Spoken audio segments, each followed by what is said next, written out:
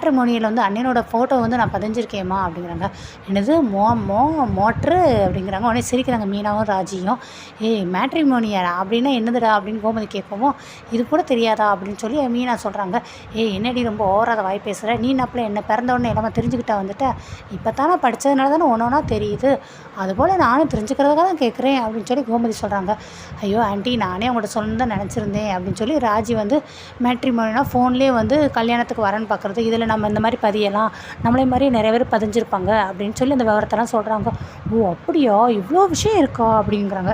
சரின்னு ஃபோனை எடுத்து காமிச்சு இதெல்லாம் சொல்கிறாங்க. இந்த மாதிரி சரவணா மாமா ஃபோட்டோ பார்த்தீங்கன்னா இதெல்லாம் வச்சுருக்கோம், இதெல்லாம் பாருங்கள் பொண்ணோட ஃபோட்டோ, நம்மளுடைய குடும்பத்தை பார்த்து சரவணா மாமாவோட தொழில் சம்பளம் வேலை படிப்பு இதெல்லாம் பார்த்து இந்த மாதிரி பொண்ணுங்கள்லாம் இந்த நம்மளுக்கு வந்து இப்படி வந்து எங்களுக்கு ஓகேன்னு சொல்லி கொடுத்துருக்காங்கன்ட்டு ஒவ்வொரு ஃபோட்டோ காட்டுறாங்க. இந்த பொண்ணு ஓகே தான், இந்த பொண்ணு நல்லா இருக்குது, நம்ம குடும்பத்துக்கு ஏற்ற பொண்ணாக தான் இருக்குன்னு இன்னொரு ஃபோட்டோ போட்டேன், இந்த பொண்ணில் நம்ம குடும்பத்துக்கு செட் ஆகாத, சரவணுக்கு